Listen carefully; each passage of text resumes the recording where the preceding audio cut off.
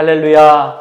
새벽마다 만나로 먹이신 하나님이 또 오병이어로 5,000명을 또 7,000명을 먹이신 하나님이 우리 이와의 복덩이들을 풍성하게 생명으로 영의 양식으로 또 물질로 먹여주심을 믿습니다.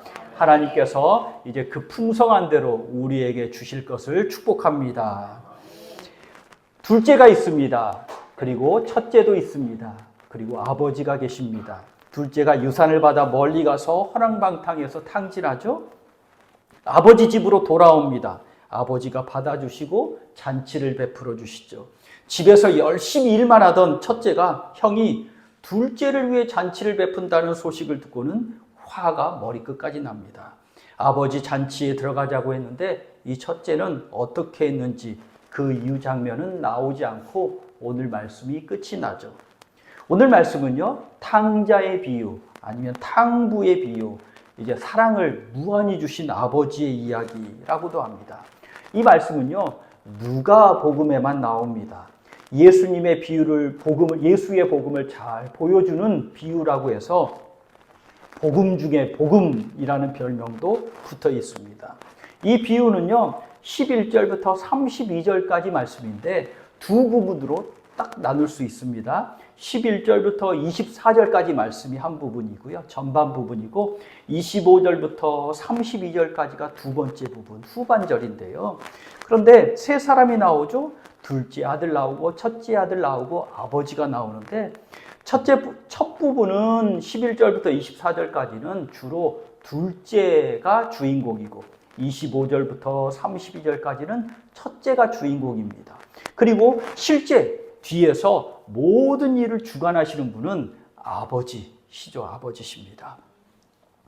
이 세 사람의 행동 양태가 우리 믿음의 모습을 잘 보여준다고 합니다. 그래서 헨리 나우엔이라는 사람은요, 신학자는 탕자의 귀향이라는 책에서 나는 둘째같이 살았습니다. 그 후에 보니까 나는 첫째같이 살았습니다. 아버지로 살아야 합니다. 라고 우리에게 가르쳐 줍니다. 오늘 말씀은요, 아주 그냥 많이 들어보신 말씀입니다. 기독교 2000년 역사 중에서 이 탕자의 비유에 대한 자료를 모으라고 한다면 엄청 많이 모을 수가 있고요. 또 우리도 한두 번, 교회를 오래 다니면 오래 다닐수록 5번, 10번도 이 탕자의 비유를 들어보았을 겁니다. 오늘 말씀은 특별히 그래서 들어본 내용 중에서 그런 내용들을 좀 이렇게 벗어나고 미리 알고 있다 생각하고요.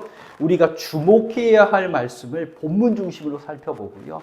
또 오늘 말씀은 둘째를 중심으로 살펴보겠습니다. 수요일에는 첫째를 살펴볼 예정입니다. 둘째는 한마디로 말하면 24절에 보십시오.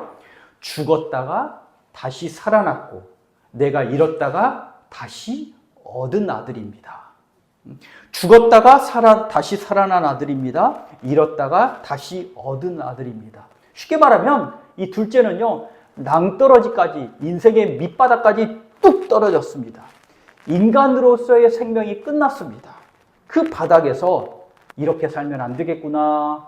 아버지 집을 향해서 일어나서 출발합니다. 아버지가 먼저 알아보시고는요, 받아주십니다.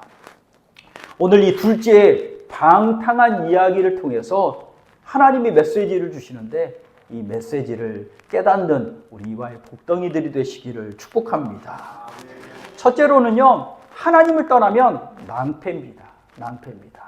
오늘 이 첫째 부분 이야기를 할 때 한 가지 질문을 가지고 들어보십시오. 둘째가 아버지께 재산 중 내게 돌아올 분깃을 내게 주소서 하죠. 둘째가 내 유산을 주십시오 라고 말합니다. 아니, 둘째가 뭘 그렇게 잘못했을까요? 이런 질문을 가져보신 적 있으십니까? 둘째가 뭘 그렇게 잘못을 했을까요? 주신 거, 쓰는 거는 내 마음인데, 허랑방탕하게 쓰는 건 내 마음인데 이 둘째가 뭘 그렇게 잘못했을까요? 처갓집이 초등학교 앞에서 학용품을 파는 수포를 하셨습니다. 아주 저희 아내 어릴 때부터 쭉 이제 아이들 어릴 때까지 수포를 했는데요. 항상 아이들이 붐볐습니다. 첫째, 둘째가 거기서 어린 시절을 자랐거든요. 첫째 아이가 초등학교 들어가기 전에 거기서 놀고 먹고 형들하고도 있고 하면서 어느 날은 이런 생각을 합니다. 할머니, 이 슈퍼 놔주세요. 그랬어요. 학용품도 장난감도 많고 먹을 것도 많으니, 그리고 아이들도 와서 다 그 슈퍼 주인집의 손준이 얼마나 귀여워해 줬겠습니까? 그게 다 내 거잖아요. 다 자기 거 하면, 그리고 커서도 이 평생 내 거 하면 좋겠다라는 생각이 들었나 봅니다. 손주가 그렇게 말하면 얼마나 귀여우셨겠어요? 그런데도 이 할아버지 할머니가 준다고는 대답을 안 하시더라고요. 옆에서 저희 아내가 야, 이거 왜 삼촌 거야? 중간에 중재를 했습니다. 어느 날 자녀가 와서 아버지, 어차피 줄 유산 지금 주세요 라고 말하면 어떤 마음이 들까요? 물론 재산 분배를 위해서, 미리 분배를 위해서, 싸우지 않기 위해서, 또 아브라함과 같이 이삭을 이제 가장으로 삼고 이제 다른 아들들이 분쟁이 없도록 이렇게 멀리 내보내기 위해서 나눠주는 거는, 그런 경우는 예외로 치고, 아유, 어차피 내 거잖아요. 그러니까 지금 주세요. 아유, 내가 다 고생해서 내 돈으로 이 집 샀는데 내 거야. 내 이름으로 해줘. 내 유산으로 물려줄 거야. 내 아들한테 물려줄 거야. 하면 뭐라고 하실까요? 현대에도요, 보통은 부모가 돌아가신 후에 물려받는 게 유산 아닙니까? 케네스 베일이라는 신학자가 중동의 정통한 신학자인데요. 모로코에서부터 인도까지, 터키부터 수단까지 각계각층의 아버지들에게, 중동의 아버지들에게 물었습니다. 건강하게 살아있는 아버지에게 유산을 요구한다는 건 무슨 뜻이죠? 아버지에게 물었습니다. 그랬더니 중동의 모든 아버지들이 이구동성으로 그런 일은 있을 수 없습니다. 말도 안 되는 소리입니다. 당장 두들겨 맞아야 됩니다. 아니, 아버지가 얼른 죽었으면 좋겠다는 뜻 아닙니까? 그래서 이 케네스 베일 교수가 고대부터 현대까지 중동의 모든 문헌에서는 아버지가 건강하게 살아계신데도 유산을 나누어 달라고 요구하는 아들 한 사람도 없었습니다. 왜냐하면 이게 불효고 말씀을 어기는 것이기 때문이죠. 분깃, 유산이라는 말은요, 본질, 생명, 재산이라는 뜻입니다. 분깃은 아버지 생명, 아버지 것이라는 거죠. 그런데 둘째는 내게 돌아올 거잖아요 하면서 내 거 달라고 합니다. 어차피 내 거 될 거니 내 거 달라고 합니다. 고주방태 놀고 싶어요. 용돈 좀 더 주세요. 뭐 이런 게 아니잖아요. 용돈 좀 더 주세요가 아니라 내 거니까 내 거 주세요라고 말해요. 어차피 아버지 죽으면 내 거 될 건데 미리 땡겨주세요. 아버지 품에서 벗어나고 싶어요. 지긋지긋해요. 아버지가 빨리 죽었으면 좋겠어요. 내 맘대로 살았으면 좋겠어요. 내가 알아서 살 거예요. 이런 뜻입니다. 둘째는요, 부모 공경하라는 하나님 말씀도 어긴 죄인이고 아버지 마음에 대못을 박은 불효자입니다. 그런데도 아버지는요, 살림을 나눠줍니다. 이때의 살림은 비오스, 영어로는 바이오스, 생명, 아버지가 생명을 나눠줍니다. 유산을 나눠줬다고 하지 않고 아버지가 생명을 나누어 주었다. 그런데 이 둘째는요, 한술 더 뜹니다. 오늘 본문에 보니까 재산을 받은 후 며칠 안 되어 재물을 다 모아가지고 먼 나라로 떠납니다. 아버지가 생명을 나누어 주었는데요, 이 생명을 재물, 물질로 바꾸어가지고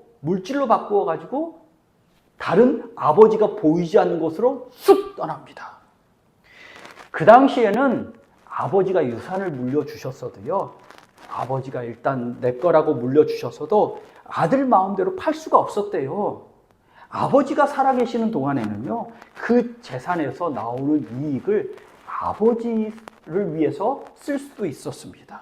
그런데 이 둘째가 아버지가 살아계시지만 내 거 받았으니 내 거라고 팔아치워서 내 맘대로 쓰고 있는 겁니다. 그리고 멀리 떠납니다. 둘째는 유산, 재산권 달라고 했습니다. 아버지는요, 생명을 나누어 주십니다. 그런데 이 둘째는 아버지 생명을 받아서는 물질로 바꾸어 버립니다. 물질로 바꾸어서는 아버지 생명을 허랑방탕하게 사용하고 있습니다. 한마디로 말하면 이 둘째는요, 아버지 죽이기 프로젝트를 계획하고 실행하고 있는 겁니다. 미리 준비했으니까 며칠 안 돼서 그 큰 재산을 처분해서 현금화해서 날릴 수가 있었던 거죠. 얼마나 치밀하게 준비하고 계획했습니까? 둘째의 마음에서는요, 이미 아버지를 죽이고 있었던 거죠. 계획했던 아버지 죽이기 프로젝트를요, 차근차근 하나하나 보란듯이 실행합니다. 그리고 내 삶의 영역에서 아버지의 생명을 하나하나 지웁니다. 지긋지긋한 아버지 품에서 떠납니다. 아버지 눈이 미치지 않는 곳, 아버지의 영향력이 전혀 없는 먼 곳으로 떠납니다. 그리고 둘째는요, 아버지만 떠난 게 아니라 어머니, 형, 모든 식구, 자신이 속한 공동체, 관계, 그 민족까지도 떠난 거죠. 관계를 끊어버립니다. 아버지를 지웠습니다. 아버지를 죽였습니다. 그런데 정작 둘째 자신이 죽어갑니다. 자신의 미래를 땡겨와 산 거잖아요. 허랑방탕한 생활에 탕진합니다. 성적인 타락까지 행합니다. 그런데 14절에 보십시오. 14절에 다 없앤 후라고 말합니다. 아버지 유산, 아버지 생명이 다 없어졌습니다. 내가 아버지 집에 심겨져 있었으면 아버지의 생명을 공급받아서 살고 있었을 텐데 아버지 집에서 완전히 떨어졌습니다. 아버지의 생명도 다 떨어졌습니다. 허랑방탕한 생활로 다 사라졌습니다. 이제는 아버지로부터 떨어져 왔으니 아버지로부터 생명을 공급받을 수도 없습니다. 그리고 문제가 드러납니다. 기근, 흉년이 듭니다. 기근이 없는 살림, 더 밑바닥으로 치닫게 되잖아요. 이방인에게 붙어 살 수밖에 없습니다. 유대인이라면 절대 하지 않을 돼지 치기까지 합니다. 먹을 것이 없어 돼지 먹는 쥐염 열매까지 먹잖아요. 아버지를 멀리 떠난 이 둘째는요, 마침내 돼지 친구가 됩니다. 16절 마지막 부분을 보십시오. 16절 마지막 부분, 그 쥐염 열매로 배를 채우고자 하되 그 쥐염 열매조차도 주는 자가 없었습니다. 사람은 이 둘째에게 얼씬도 하지 않고요. 앞에 누구만 있죠? 돼지만 있습니다. 아버지로부터 도망가고 아버지를 죽인 둘째, 자신이 살려고 그렇게 행했던 그 죄의 결과가 정작 자신의 죽음으로 치닫습니다. 하나님을 떠나고 믿음의 공동체를 떠난다는 것이 그렇게 쉽게 생각할 일이 아닙니다. 어마어마하게 큰 일입니다. 하나님 품, 아버지 품을 떠나서 완전히 다른 세계에 속한다는 건 이건 정말 심각하게 고려해 보셔야 됩니다. 하나님 아버지의 생명, 그 생명의 기운이 다하면 결국에는 낭패의 인생이 됩니다. 그래서 우리는 항상 하나님의 날개 아래, 하나님 품에, 하나님의 집에 심겨져 있음에 복인 줄 믿으시기 바랍니다. 둘째로는요, 아버지의 사랑이 나를 변화시킵니다. 아버지의 사랑이 변화시킵니다. 이 둘째 부분을 들으실 때는요, 어떤 질문을 가지고 들으시냐면, 둘째가 과연 회개하고 온 걸까? 회개하고 온 걸까? 라는 질문을 가지고 말씀을 한번 상고하시기 바랍니다. 둘째가 정신을 차립니다. 17절에 보니까 스스로 돌이켜라고 말합니다. 스스로 돌이켜는 제정신을 차리고 정도로 번역할 수 있습니다. 정신을 차렸습니다. 보니까 너무 배고픕니다. 정신을 차리고는 아버지 집이 생각이 난 겁니다. 아버지 집에는 품꾼도 풍족하게 사는데 생각이 들어서 그래서 무엇 하죠? 이제 돌아갈 생각을 합니다. 그리고 18절을 보십시오. 18절. 대사를 준비합니다. 뭐라고 하냐면 이르기를 그 다음부터는 아버지 내가 하늘과 아버지께 죄를 지었습니다. 아버지 죄를 지었습니다. 라고 연습을 하죠. 근데 12절에 보십시오. 이 둘째가 아버지를 불렀죠. 아버지 분깃을 주십시오. 내 거 주십시오. 이 둘째가 아버지 그 일 죄를 지었습니다. 라고 고백을 준비합니다. 그럼 이 정도면 회개한 것 아닐까요? 그런데 이게 단순하지 않습니다. 그렇게 단순하지 않습니다. 왜냐하면 그 다음에 보십시오. 19절에 이렇게 말하죠. 지금부터는 아버지의 아들이라 일컬음을 감당하지 못하겠나이다. 나를 품꾼의 하나로 보소서 라고 말하죠. 아버지 아들 아니고 나 품꾼 삼아 주십시오 한 겁니다. 이 품꾼은 뭐냐면 요즘으로 말하면 일용직 노동자, 일용직 일꾼입니다. 하루 일해서 하루 일당 받습니다. 언제 잘릴지도 모릅니다. 내일 일이 있을지 없을지도 모릅니다. 요즘으로 말하면 알바생, 알바하는 사람 정도라고 하면 되겠습니다. 알바하면 가족품에는 안 들어가고요. 가족품에 가족과는 따로 살면서 신세지지 않고 살 수가 있는 거잖아요. 그러니까 나 아버지 알바생으로 살겠습니다 라고 한 거죠. 그리고 또 품꾼이라는 건요. 아버지 재산에 손해를 끼쳤으니까 내가 알바해서 갚겠습니다. 이 뜻이기도 합니다. 갚아야 아들로 들어갈 수가 있거든요. 둘째는 알바해서 돈 갚아서 내가 아들 될게요 라고 말하는 것과 같습니다. 또 둘째가 알바하면요. 형한테 신세 안 져도 되잖아요. 아버지의 남은 재산이 다 형 건 줄 아는데 지금 돌아가서 가족에게 들어가서 밥 먹고 거기서 살면 누구 재산을 축내는 거예요? 결국에는 형 재산을 축내니까 형하고 신세 안 지겠습니다. 이렇게 떳떳하게 살겠습니다라고 말하는 것과 같습니다.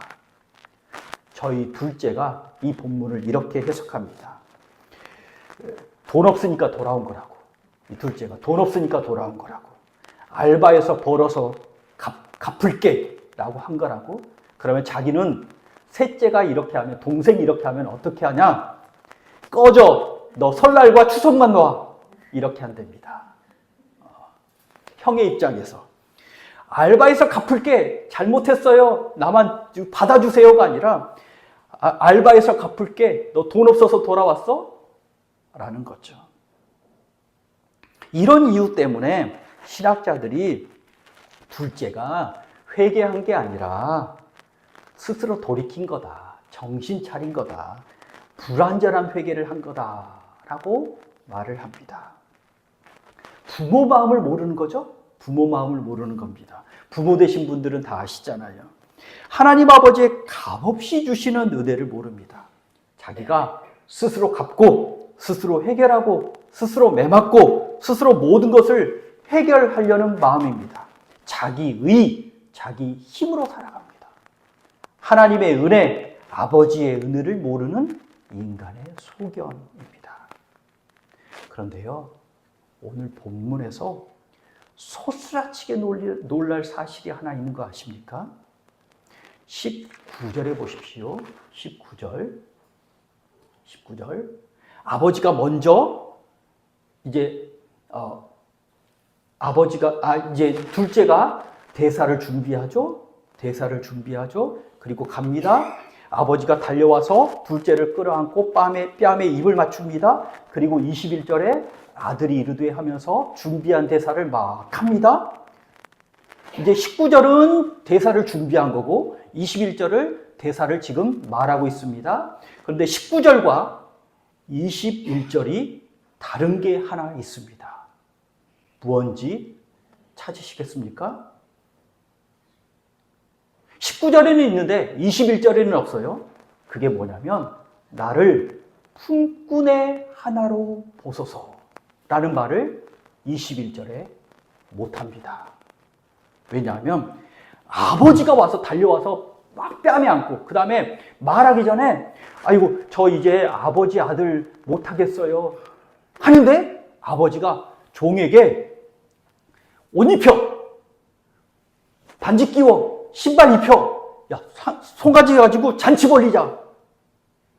아버지 이제 품꾼으로 삼아 주십시오라는 말을 하기 전에 아버지의 사랑이 둘째를 장악합니다. 나를 품꾼의 하나로 모아주세요. 나 일용직 노동자 알바생으로 써주세요라는 말을 하나님의 사랑이 덮어버립니다. 하나님이 덥석 안아주십니다. 아버지의 용서의 입맞춤과 아들의 영광을 아버지가 회복시켜 주십니다. 둘째는요, 아버지 사랑에 압도돼서 그 더 이상 나를 품꾼으로 써주세요 라고 말을 하지 못합니다. 둘째는 불완전한 회개를 했는데 하나님은 덥석 안아주셔서 아들로 존귀케 해주십니다. 이것이 하나님의 은혜인 줄 믿습니다. 언제든지 하늘 아버지께로 나오면 하나님께서 먼저 안아주시고 존귀케 해주심을 믿으시기 바랍니다. 셋째로는요, 아버지는 회복시켜 주십니다. 오늘 이 셋째 이야기를 들을 때, 세 번째 이야기를 들을 때 이런 질문을 하면서 들어보십시오. 아니 왜 둘째가 돌아왔는데 잔치를 해줄까? 잔치를 해줄까? 그래, 아버지가 돌아온 아들이 너무 좋아서 막 달려나가서 측은한 마음에 생겨서 달려나가서 목을 끌어안고 입을 맞추고 제일 좋은 옷 갈아입히고 가락지도 손에 끼워주고 신발도 씻겨주고 이거는 알겠어요. 아들의 지위를 회복시켜 주실 건 알겠어요. 그런데 살찐 송아지를 잡아서 잔치를 벌립니다. 마을 잔치를 벌립니다. 왜 돌아온 둘째를 위해서 잔치를 벌릴까요? 얼마 전에 집사님과 함께 지방에 내려갈 때 야, 여기 시골이구나 라는 장면을 하나 봤는데요. 그 마을 입구에 프랭카드가 하나 걸려 있어요. 경축, 고려대학교 행정학 박사 학위 취득. 그러면서 아마 프랭카드를 이렇게 박사학위를 취득했다고 마을 입구에 프랭카드가 크게 하나 걸려 있고 아마 잔치도 했을 겁니다. 마을 분들 다 모셔가지고 그 부모님이 마을 분들 다 모셔가지고 어디 뷔페나 맛있는 집에 가가지고 우리 아들이 박사가 됐어요 하면서 잔치를 벌였을 겁니다. 또 요즘도 뭐 고위 행정직, 경축 붙죠. 그리고 군대에 별 달아도 프랭카드 붙습니다. 이거 보시면 좋은 일, 자랑할 일, 잘된 일 광고하고 잔치를 베풀잖아요. 그런데 보통은요, 나쁜 소식은 쉬쉬 합니다. 그렇죠? 그런 일이 없는 게 복이지만 예를 들어서 자식이 어떤 안 좋은 일이 와서 친정집에 와서 살게 됐어요. 그러면 쉬쉬 하게 되잖아요. 그런데 지금 아버지는요, 못된 놈이, 둘째 놈이 아주 그냥 진탕 그 방탕한 생활을 하다가 돼지똥 오줌 오물 다 묻혀서 왔는데 기쁘고 즐겁다고 잔치를 베풀어 줍니다. 조용히 넘어가도 시원찮을 판에 잔치를 베풉니다. 왜냐하면 이 아버지는요, 마을 어귀에서 사람들이 다 보도록 입 맞추고 끌어안고 높여주고 있고요. 사람들이 다 들으라고 야, 살찐 송아지 잡자. 그리고는 마을 사람들을 다 초대해서 내 아들이 돌아왔어요 라고 잔치를 베풉니다. 여러분, 이 부모의 마음을 이해하시겠습니까? 아버지의 명예는 손상이 되지만 아버지는 이 아들이 이렇게 된 게 창피하고 안타깝지만 그런데 둘째를 위해서 아들을 높여줍니다. 이 아들이 내 자식이에요. 내가 아들로 인정했어요. 다른 사람들도 모두 내 아들로 존중해 주세요. 그러면서 잔치를 베푼 거 아닙니까? 우리 하나님의 마음이 이런 마음인 줄 믿으시기 바랍니다. 내가 가장 낮고 천하고 어렵고 힘들 때라도 하나님 품 안에 안기면 나를 품에 안으시고 입 맞춰주시고 도리어 잘난 놈이라고 도리어 간증이 되게 하시는 하나님이신 줄 믿으시기 바랍니다. 본문의 둘째와 같이 방탕한 생활을 하다가 온 건 아니지만 둘째도 실패의 삶을 살다가 왔잖아요. 실패한 후에 이제 돌아오는 중에 저도 소망 주신 하나님을 만난 적이 있습니다. 독일에 공부하러 갔다가 2년 만에 돌아왔잖아요. 아내와 아이 처갓집에다 이렇게 남겨두고 얼마나 큰맘 먹고 간 길이었겠습니까? 돌아오는 마음은 얼마나 쓸쓸한 길이었겠습니까? 보통은 인천공항 1층에 가면 들어오는 사람을 환영하는 인파들이, 가족, 친지들이 이렇게 많습니다. 나오는 사람은 다 꾀죄죄한데 기다리는 사람은요, 그 사람 맞으려고 다 카메라 들고 아니면 꽃다발 들고 아니면 기쁜 마음으로 다 우르르 한 사람이 나오는데 5사람, 10사람도 나오는 경우도 많습니다. 근데 저는요, 아이들이 처갓집에 있어가지고요, 인천공항 혼자 쓸쓸하게 나오고, 인천공항에서 버스 타고 강남 고속버스 터미널에서 버스를 탔습니다. 그리고 이제 제천으로 내려가는 중이었습니다. 강남 고속버스 터미널에서 버스를 타서 이제 한국에 돌아왔으니 한국 라디오를 들어야지 하면서 이어폰을 꼈는데 그때 라디오 음악이 흘러나옵니다. 정통 CCM은 아니지만 그때 당시에 이제 영국에서 처음 유행하기 시작해서 한국에서 이제 그때 이제 처음으로 이제 소개된 노래가 있었습니다. 이런 노래가 울려 퍼지는 겁니다. You raise me up so I can stand on mountain. You raise me up to walk on stormy sea. I am strong when I am on your shoulder. You raise me up to more than I can see. 실패하고 돌아오지만 새로운 기회가 있을 거야. 실패하고 돌아오지만 내가 너를 다시 세울 거야. 하나님의 음성과 같은 소망의 소리가 들려옵니다. 그리고는요, 아내가 웃으라고 하는 소리인데 셋째를 임신했습니다. 장모님이 셋째는 안 된다고 했는데 그 다음날 셋째를 임신했습니다. 사라가 임신했는데 하나님의 말을 듣고는 사라가 임신했다라는 하나님의 말을 듣고 사라가 웃잖아요. 그래서 너 웃었어? 안 웃었어요. 너 웃었잖아. 안 웃었어요. 그래서 아이 이름이 이삭인 거잖아요. 웃음 이삭입니다. 그래서 저의 셋째 이름이 태명이 이삭이었습니다. 그 아이가 태어나면서부터 내가 이제는 이 땅에서 살아야 되는가 보다라고 살기 시작했습니다. 인생을 헤매고 방황하다가 하나님의 생명, 하나님의 시간을 허비하는 경우가 많습니다. 그렇지만 아버지 집이 좋대. 좋은 것 주신대 아버지가.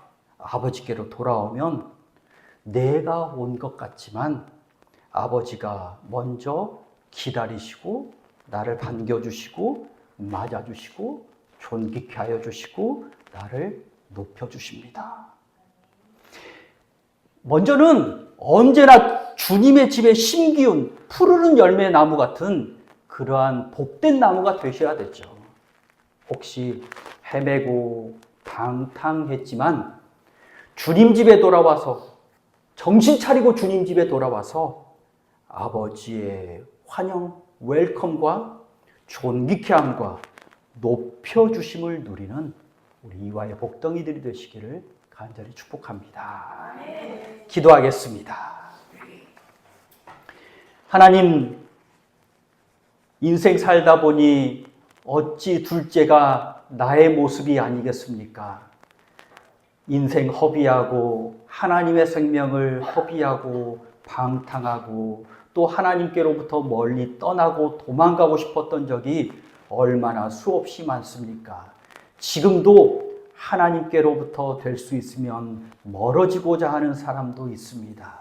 그렇지만 정신 차리고 일어서서 주님께로 돌아오면 주님이 맞아 안아주시고 입 맞춰주시고 존귀케 하시고 복되게 하시는 줄 믿습니다. 우리 이화의 복덩이들 언제나 주님 집에 심기운 푸르는 청정한 복의 나무와 같게 하시고, 혹시 헤매고 방탕한 영혼이 있을지라도 내 마음속에서 아버지를 죽이고 아버지로부터 멀리 도망가는 사람이 있을지라도 정신 차리게 하셔서 일어서게 하셔서 아버지께로 돌아와 아버지의 품에서 복을 누리게 하여 주옵소서. 예수 그리스도 이름으로 기도하옵나이다. 아멘.